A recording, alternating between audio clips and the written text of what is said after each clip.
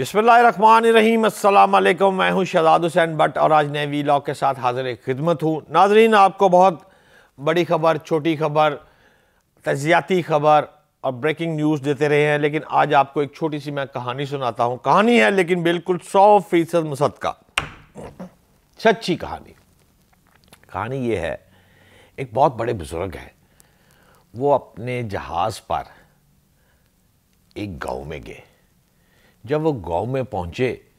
تو وہاں پر ان کے مریدین نے ان کا استقبال کیا، باتیں ہوئی۔ اس موقع پر کچھ مریدین نے ان سے گلہ شکوہ کیا کہ اس وقت گاؤں میں لیول پلینگ فیلڈ جو ہے وہ نہیں مل رہی، اور ہمارا جو ایک گاؤں کا اہم شخص ہے اس کو فائر بھی لگ گئے ہیں، اور ہم سمجھتے ہیں کہ یہ کچھ مناسب نہیں ہے بات۔ اپنے اظہار خیال اپنے پیر کے ساتھ انہوں نے کر دیا۔ پیر صاحب سنتے رہے، مسکراتے رہے، لیکن بالآخر جب انہوں نے دیکھا کہ کافی سارے لوگ اس بات پر ان کا مائنڈ میک اپ ہو چکا ہے، تو انہوں نے فرمایا، تھوڑے سے جلالی طبیعت میں آئے اور انہوں نے فرمایا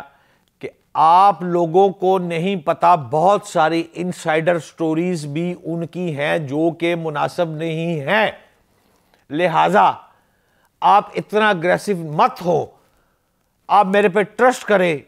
میں آپ کے گاؤں کا ضامن ہوں اور گاؤں کی بہتری کے لیے کام کروں گا، وہ آپ کے اور میرے مفاد میں ہی ہوگا۔ صاحب چلے گئے۔ جب پیر صاحب پہنچ گئے اپنی جگہ پہ واپس، تو ان کا جو پائلٹ تھا اس کو سارے واقعے کا علم تھا۔ یہ بات انہوں نے اپنی مسز سے کر دی کہ آج گاؤں میں اس طرح لوگوں نے یہ باتیں پیر صاحب کے ساتھ کی ہے۔ ان کی جو مسز تھی، انہوں نے 4 جرنلسٹ، ایک جرنلسٹ سے بات کی، خاتون جرنلسٹ تھے، اس خاتون جرنلسٹ نے 4 جرنلسٹ سے بات کی، ان میں خاکسار بھی شامل ہے۔ اس کو بھی یہ اطلاع آئی کہ فلانے گاؤں میں یہ واقعہ ہو گیا ہے۔ اچھا، یہ بات اب جنگل کی آگ کی طرح جب پورے پاکستان میں گھومی، تو لاہور میں بھی گھومی، گارڈن ٹاؤن میں بھی گھومی، ماڈل ٹاؤن میں بھی، اقبال ٹاؤن میں بھی، نہر پہ بھی، زمان پارک میں بھی۔ جب زمان پارک میں بھی پہنچی تو وہاں پر مقیم عمران خان، وہ بھی تو پاکستان کا اہم شہری ہے، ٹھیک ہے سابق وزیر اعظم ہے لیکن پاکستان کا تو شہری ہے، انفارمیشن جرنلسٹوں سے زیادہ اس کے پاس کڑک کڑک کڑک آتی ہے۔ جب اس کے پاس انفارمیشن آئی تو وہ بڑا سوچ بچار ہوا کہ یار ایسا واقعہ کیوں ہوا ہے۔ اس پر انہوں نے مشاورت کی اپنے دوستوں کے ساتھ،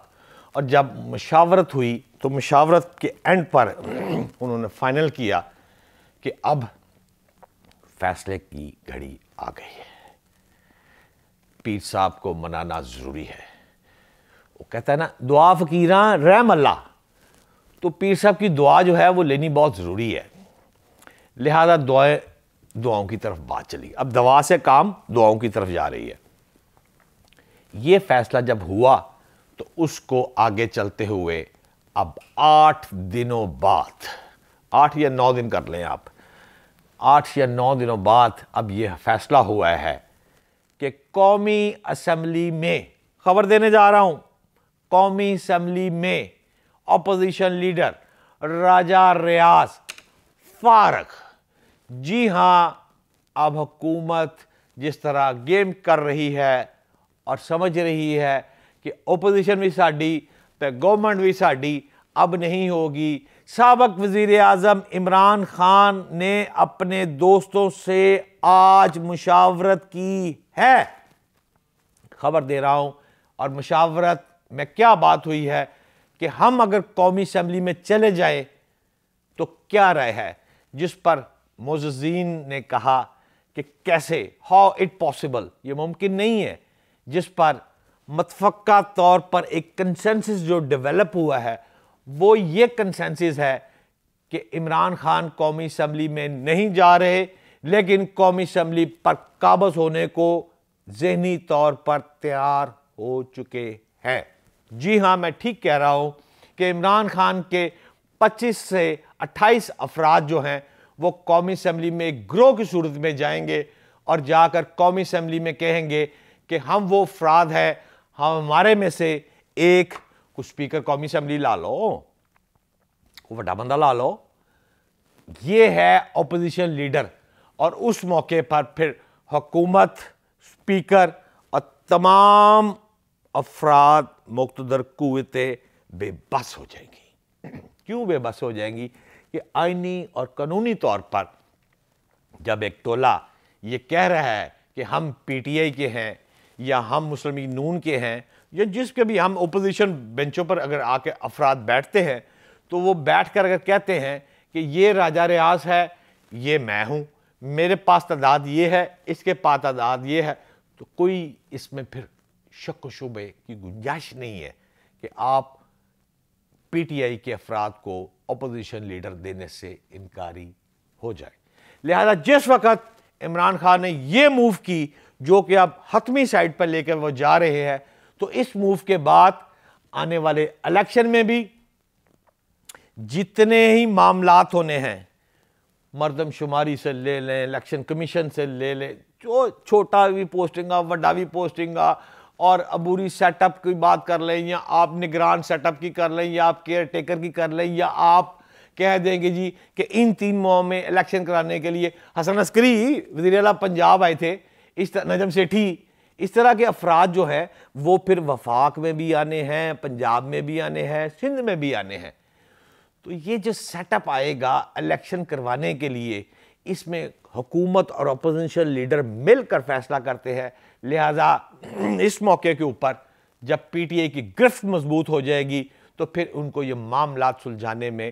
بہت آسانی ہوگی. لہذا معاملہ اب اس طرف جا رہا ہے. آج آپ کو یہ خبر دے رہے ہیں کہ اب قومی اسمبلی میں راجہ ریاض کا وقت قریب آ گیا ہے اور جتنی انہوں نے جھوٹے لینے تھے اپوزیشن لیڈر کی، بلو بک کے مطابق بڑی بڑی گاڑیوں میں سفر کرنا تھا، وہ ختم، اختتام، دی اینڈ. اب عمران خان کے افراد قومی اسمبلی میں قابض ہوں گے، جو کہ ہماری اطلاع کے مطابق مشاورت ہونے کے بعد اب حتمی سٹیج پر ایک بڑی میٹنگ میں یہ ٹیبل پر چیز لائی جائے گی اور ٹیبل کرنے کے بعد اس کو اناؤنسمنٹ بھی کیا جائے گا. اس کے ساتھ ساتھ ناظرین میں آپ کو لندن کی خبر ایک دیتا جاؤں کہ لندن میں بیٹھے مسلم لیگ نون کے قائد نے جو فیصلہ کیا ہے وہ فیصلہ یہ ہے کہ اب وہاں سے جو ڈکٹیشن آتی تھی، جو وہاں سے آرڈر آتے تھے کہ وزیر اعلیٰ پنجاب حمزہ شہباز ہوں گے یا پھر علی محمد ہوگا یا خان طارق ہوگا یا ایکس وائی زی کوئی بھی ہو سکتا ہے، تو اس کا فیصلہ جو ہے اب مریم نواز کے آہستہ آہستہ چیز کو سپرد کیا جا رہا ہے. کیونکہ کچھ لوگ یہ تاثر دے رہے تھے کہ مریم نواز لندن میں جا کر اپنے باپ کے ساتھ سیاست سے لا تعلق ہو گئی ہے. اس تاثر کو توڑ دیا گیا ہے اور مریم نواز کو چیف آرگنائزر مسلم لیگ نون کا مقرر کر دیا گیا ہے. حالانکہ کچھ لوگ جو ناقدین ہیں وہ یہ کہہ رہے ہیں کہ اس معاملے پر شہباز شریف کے ساتھ زیادتی ہے اور ان کو لیٹ ڈاؤن کیا جا رہا ہے، لیکن بالکل ایسی بات نہیں ہے. جو سچی خبر ہے وہ یہ ہے کہ شہباز شریف پارلیمنٹ میں اپنا کام کریں گے. وہ نیکسٹ پرائم منسٹر ہوتے ہیں یا چیف منسٹر ہوتے ہیں یا نہیں ہوتے، وہ بات کی باتیں ہیں، لیکن وہ محاذ چومکھی لڑائی کا ایک مکھ جو ہے وہ شہباز شریف اور پارٹی پالیسی جو ہے وہ مریم نواز کے سپرد کی جا رہی ہے. نواز شریف صاحب اب اپنے آپ کو ایک قدم پیچھے رکھ کر پارٹی کی قیادت جو ہے وہ مریم نواز کے سپرد کر رہے ہیں، بلکہ کر دیا ہے انہوں نے چیف آرگنائزر مقرر. آخری خبر ہم آپ سے ضرور شیئر کریں گے، وہ یہ ہے کہ ایک سرد جنگ کا آغاز ہو گیا ہے پنجاب اور وفاق کے درمیان، اور وہ صرف جو ہے وہ توانائی بچاؤ پلان جو ہے آج خواجہ آصف نے مریم اورنگزیب کے ساتھ ایک پلان بنایا ہے کہ اس طرح اب گورنمنٹ چلے گی اور انرجی کو بچانے کے لیے، بجلی کو بچانے کے لیے یہ پلان بنایا گیا ہے کہ ملک کی جو مارکیٹیں ہیں، ملک بھر کی، پورے پاکستان کی جو مارکیٹیں ہیں وہ 8:30 بجے بند کر دی جائیں گی، جس سے 30% کے قریب بجلی کی بچت ہو سکتی ہے. 10 بجے شادی ہال بھی بند کر دیے جائیں گے. تو اس حالات میں چونکہ پیپلز پارٹی کی اس پریس کانفرنس میں نمائندگی بھی شامل تھی، فوری طور پر سندھ نے ایگری، انہوں نے کہا کہ آپ کا ٹھیک فیصلہ ہے. اسی طرح بلوچستان کی طرف سے بھی پازیٹیو آواز ہے، لیکن خیبر پختونخوا تاحال خاموش ہے.